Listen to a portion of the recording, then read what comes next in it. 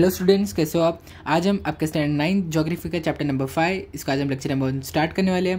ठीक है, तो इस चैप्टर का लेक्चर नंबर 1 स्टार्ट करने से पहले मैं आपको बता दूं कि ज्योग्राफी के मैंने चैप्टर 1 से लेकर चैप्टर 4 तक पहले आपको पढ़ाकर अपलोड सारे उसके लेक्चर्स कर दिए। तो अगर आपने वो नहीं देखे तो पहले आप जाकर वो देख लो। ठीक है, क्योंकि ये तो वैसे भी आपके आगे के पोर्शन का है, चैप्टर नंबर 5 है ये। ठीक है, तो ठीक है, ये इस चैप्टर का लेक्चर नंबर 1 होने वाला है।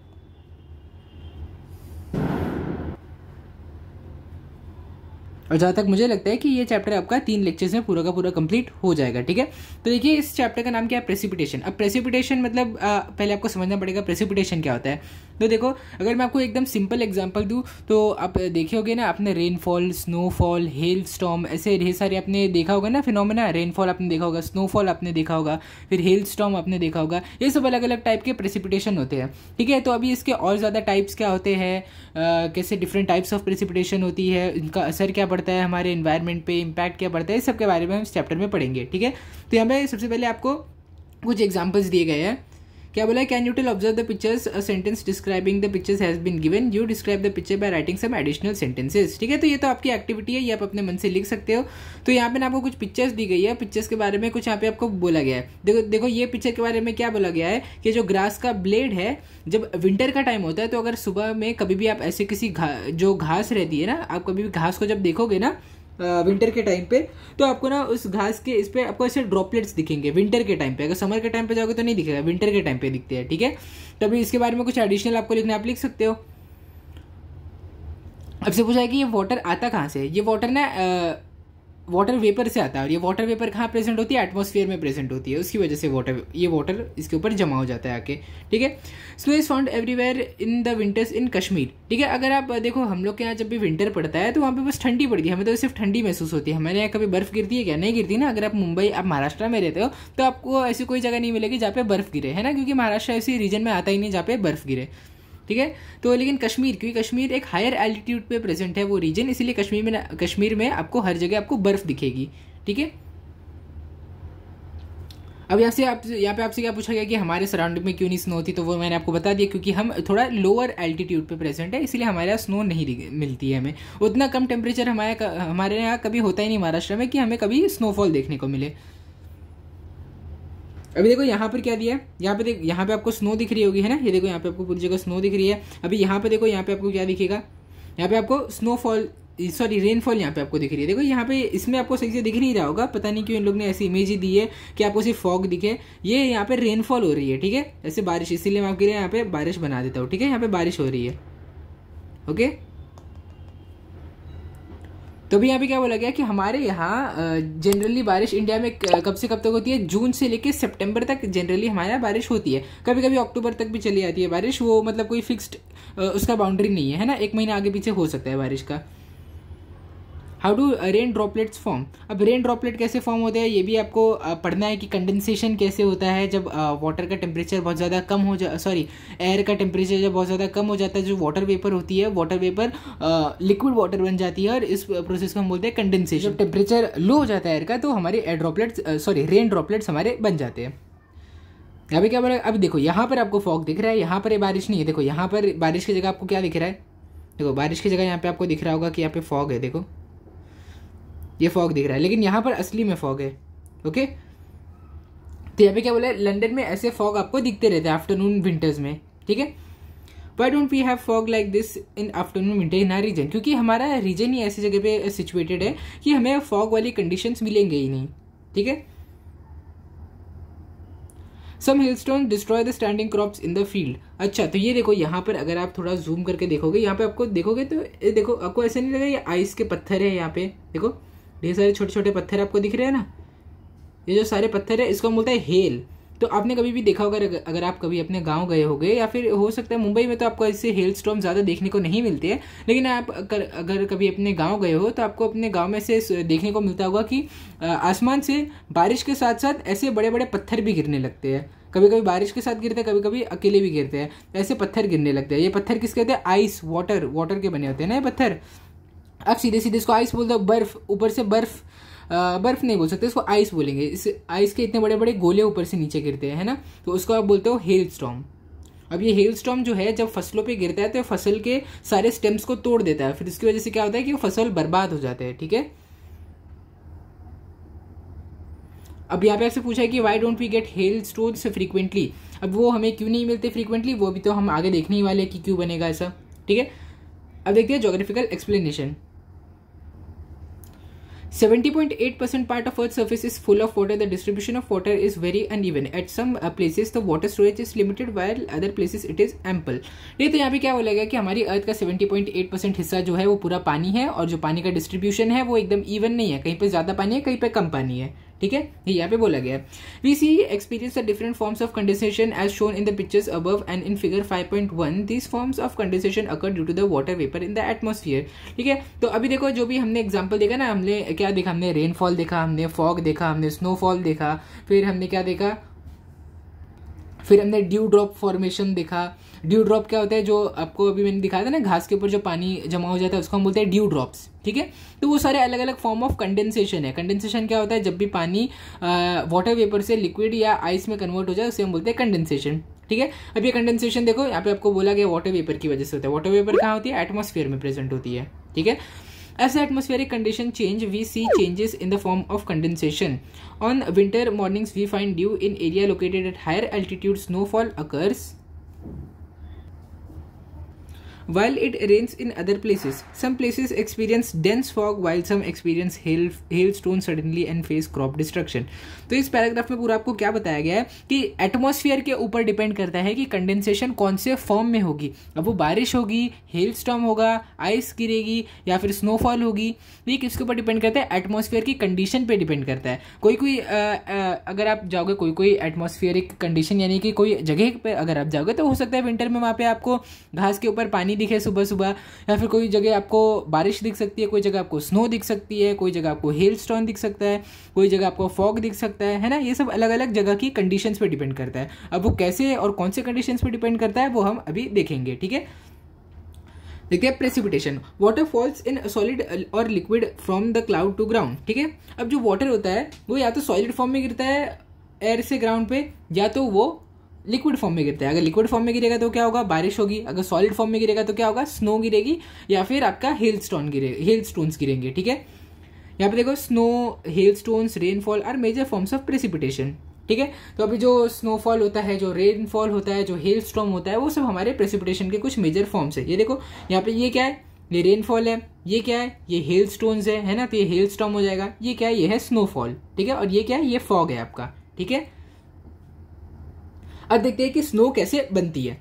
When the temperature in the atmosphere falls below the freezing point, water vapor directly turns into snowflakes. ठीक है, अब देखो ऐसी जगह जहां पे टेम्परेचर ना 0 डिग्री से भी ज्यादा कम हो, 0 डिग्री से कम हो, 0 डिग्री से कम हो यानी कि कितना, -1 डिग्री, -2 डिग्री, -3 डिग्री, ऐसा अगर टेम्परेचर कोई भी जगह पे रहे, -1, -2, -3 डिग्री, यानी कि 0 से कम होना चाहिए। अगर 0 से कम टेम्परेचर कोई भी जगह पे हो गया तो वहां पे आपको बारिश नहीं दिखेगी, वहां पे आपको बारिश की जगह आपको स्नोफॉल दिखेगा, क्योंकि वहां पे वाटर जो है वो लिक्विड की जगह सीधे स्नोफ्लेक में कन्वर्ट हो जाता है। This is called as sublimation. देखो जब भी कोई चीज, यहाँ पे आपकी बुक में क्या बोला गया, जब भी कोई चीज डायरेक्टली वाटर वेपर से सॉलिड, मतलब वेपर से सॉलिड फॉर्म में कन्वर्ट हो जाए तो उसको हम बोलते हैं सब्लिमेशन, है ना। तो क्योंकि जो एटमॉस्फेयर में जो वाटर वेपर आपकी प्रेजेंट थी वो सीधे सीधे सॉलिड स्नो के फॉर्म में कन्वर्ट हो गई, बिना पानी में कन्वर्ट हुए, इसीलिए हम इस प्रोसेस को बोलेंगे sublimation. Here the water vapor in the form of gas transforms into solid snow। ठीक है, तो यही अभी मैंने आपको बोला कि वाटर वेपर जो है वेपर फॉर्म से सीधा सॉलिड स्नो में कन्वर्ट हो गई।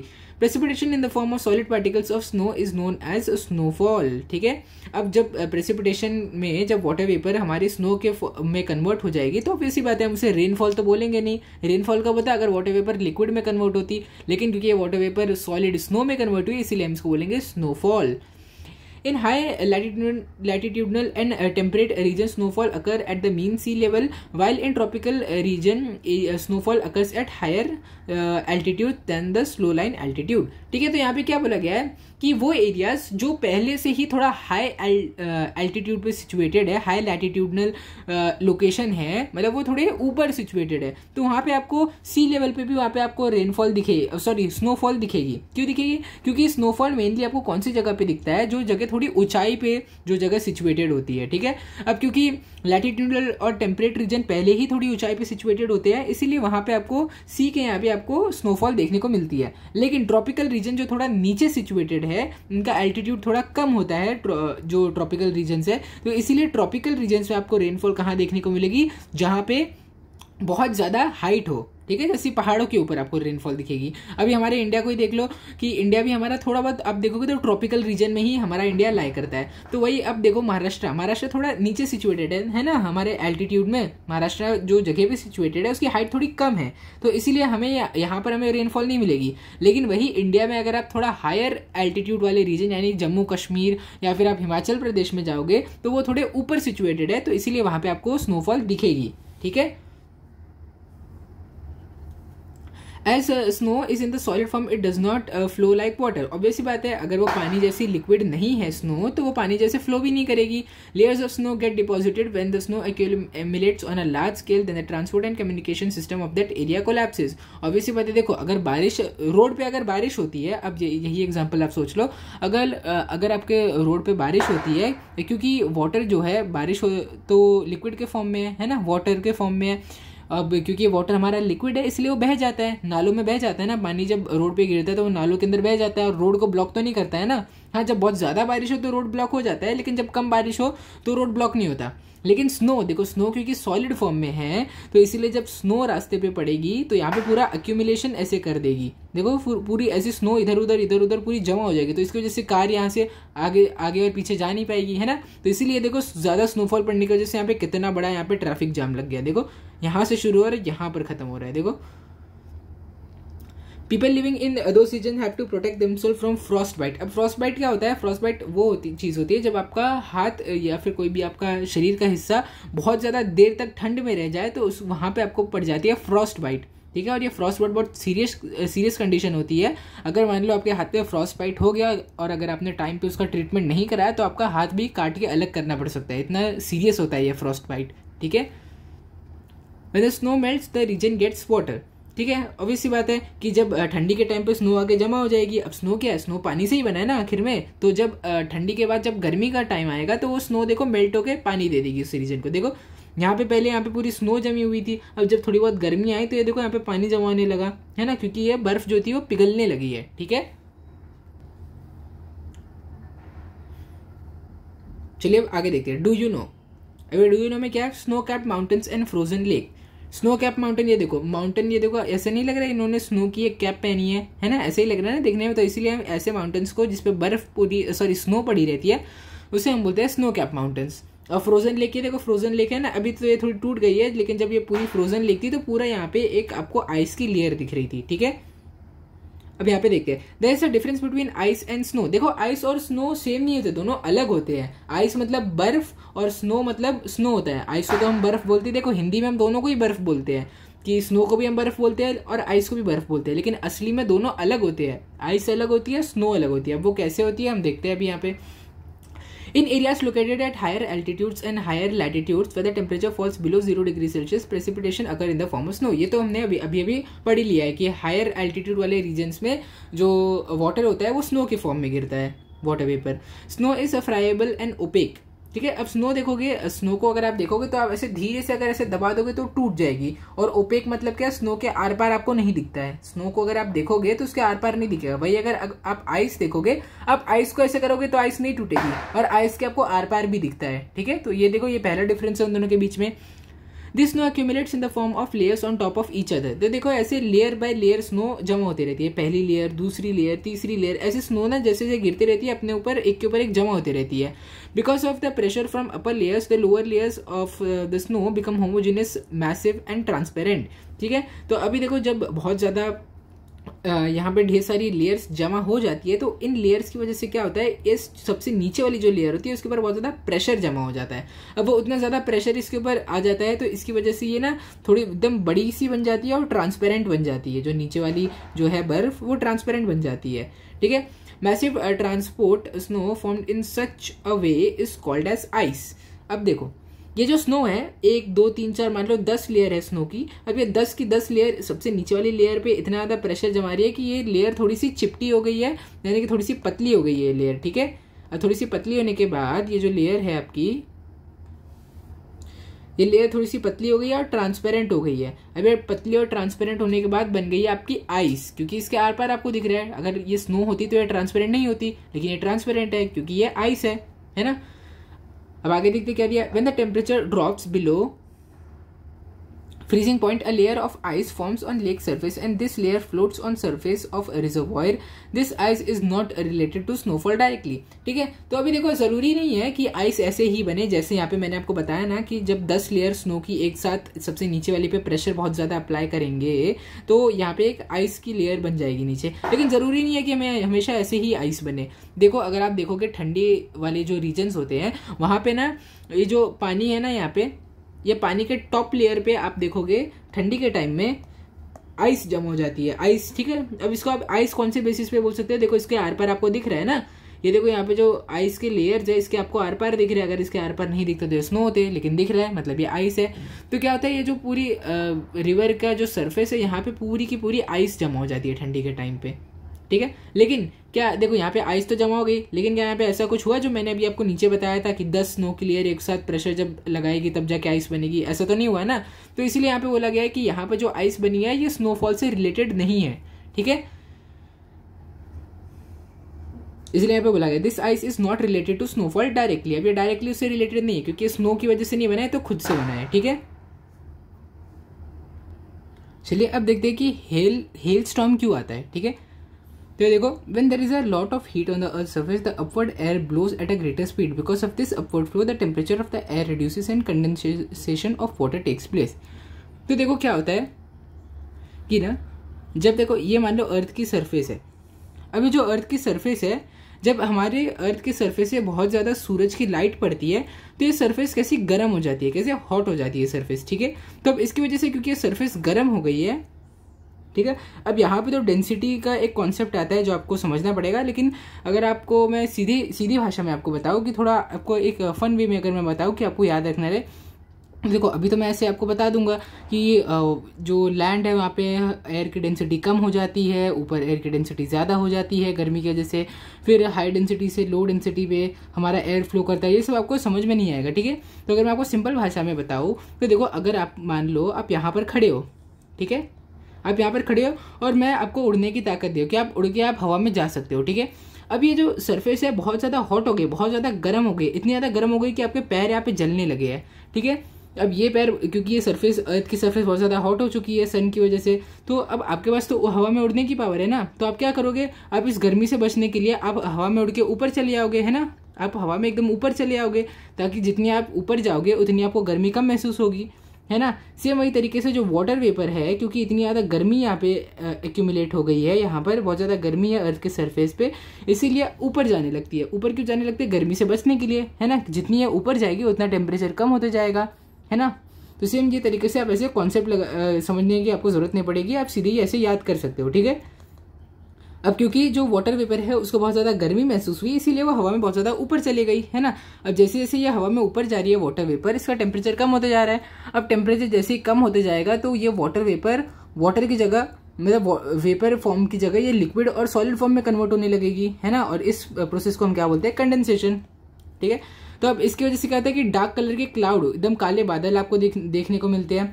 Because of the upward movement of air this water droplets go to a higher altitude. ठीक है, अब क्योंकि एयर की जो मूवमेंट है वो अपवर्ड है ना, तो इसीलिए जो वाटर वेपर है बहुत ज़्यादा ऊपर, बहुत हाई एल्टीट्यूड पे पहुंच जाती है। और यहाँ पर ये इतनी ऊपर पहुंच जाती है कि वाटर वेपर से वाटर के फॉर्म में कन्वर्ट होने की जगह सीधे सीधे आइस में कन्वर्ट हो जाती है। यहाँ पे सॉलिडिफिकेशन, क्योंकि सॉलिड फॉर्म में कन्वर्ट हो जाती है ना आपकी वाटर वेपर, तो इसीलिए इस वाटर वेपर का सॉलिडिफिकेशन हो जाता है। ठीक है, और आपको हेलस्टोन देखने को मिलते हैं। इसीलिए as the hailstones are heavy they fall towards the ground, but because of the frequent upward flow of air they are repeatedly taken upwards। ठीक है, अब ये हेलस्टोन क्योंकि बहुत ज़्यादा हैवी होते हैं, है ना, इसीलिए नीचे गिरने लगते हैं। अब देखो जब वो वाटर वेपर जब तक वेपर के फॉर्म में, गैस के फॉर्म में, तब तक तो ऊपर जाएगी, लेकिन एक पॉइंट पे जब वो सॉलिड में कन्वर्ट हो जाएगी, आइस में कन्वर्ट हो जाएगी, तो ऑब्वियस सी बात है नीचे आएगी। क्या आपने कभी बर्फ को हवा में उड़ते हुए देखा है, आपने आइस के कोई टुकड़े को हवा में उड़ते हुए देखा है, नहीं देखा है ना, वो अपने आप नीचे आ जाएगा। Here a new layer of snow encapsulates the hello.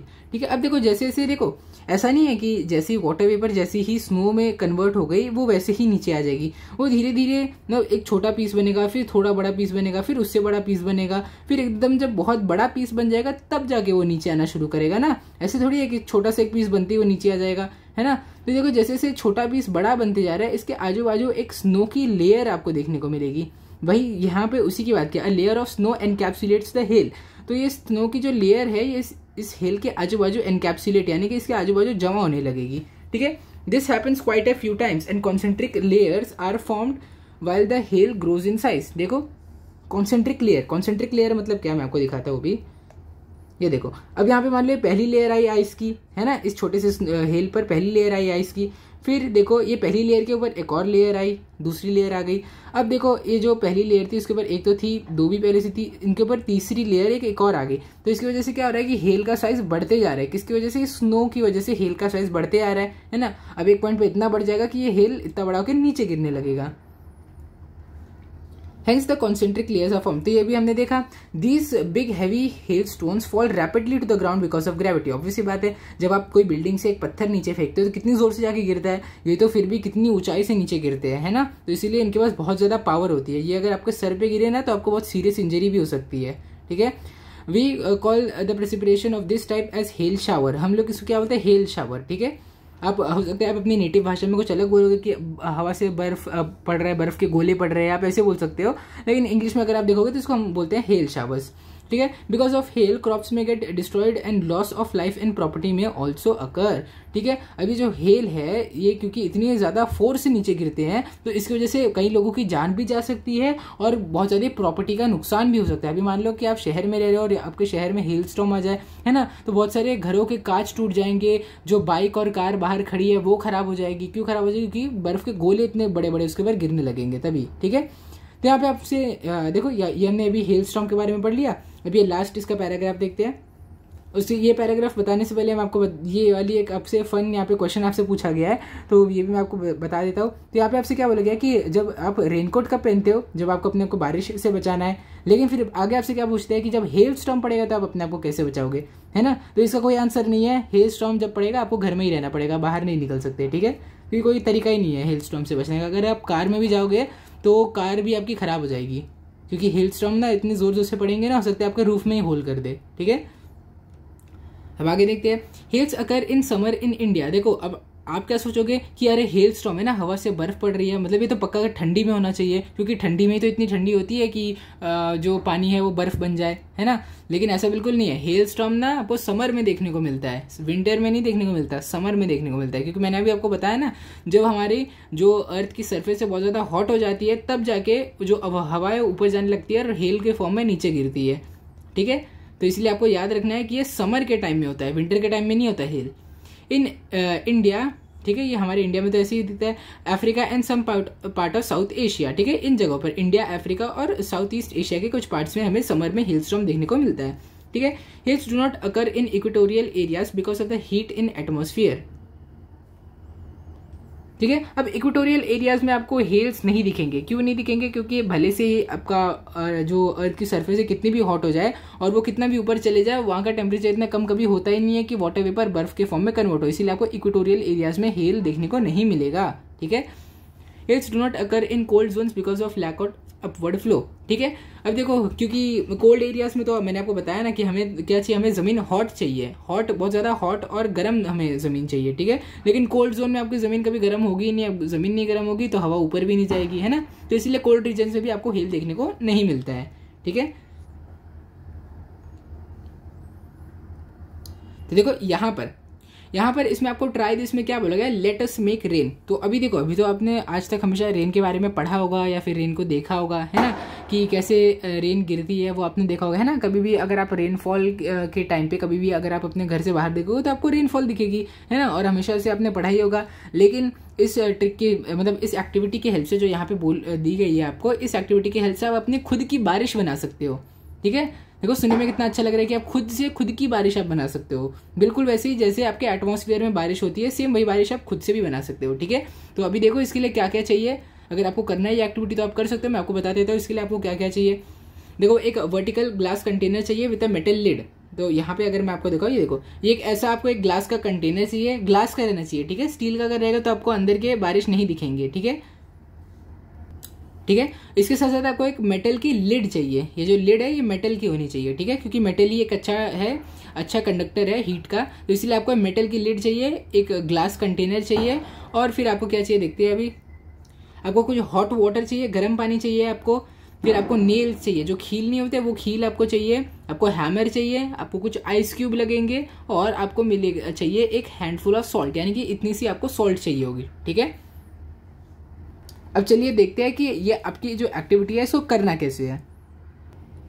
तो देखो इसमें आपको क्या करना है, आपको एक जो आपने कंटेनर लिया था, ग्लास कंटेनर आपने लिया था, वो आपको मेटल का कंटेनर लेना है। उसका जो मेटल की लिड है आपकी, उस मेटल की लिड को आपको निकालना है ना, रिमूव द लिड।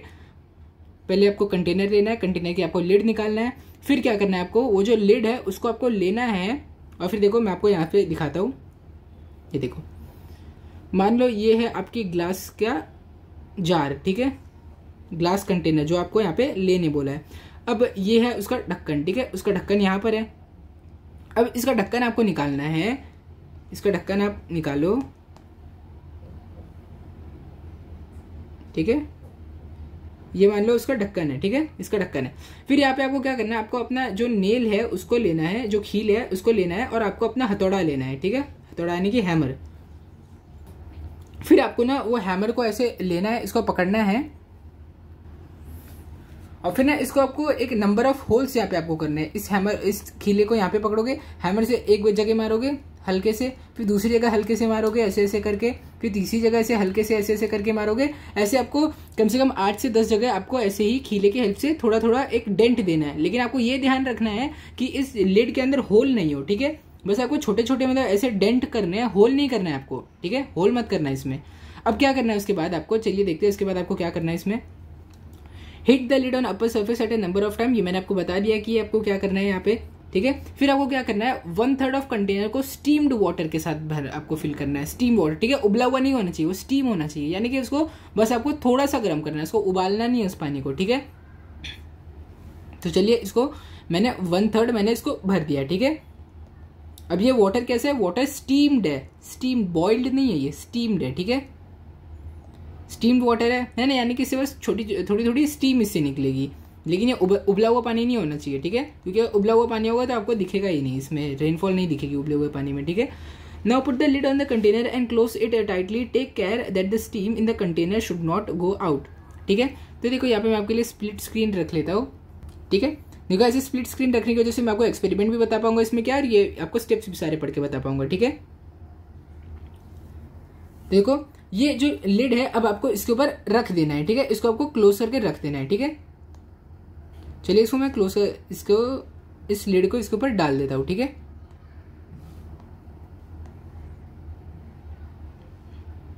ठीक है, मैंने लिड को इसमें बंद कर दिया। देखो ये साइज सही नहीं है तो मैं इसको साइज थोड़ा सही कर देता हूं आपके लिए, ठीक है।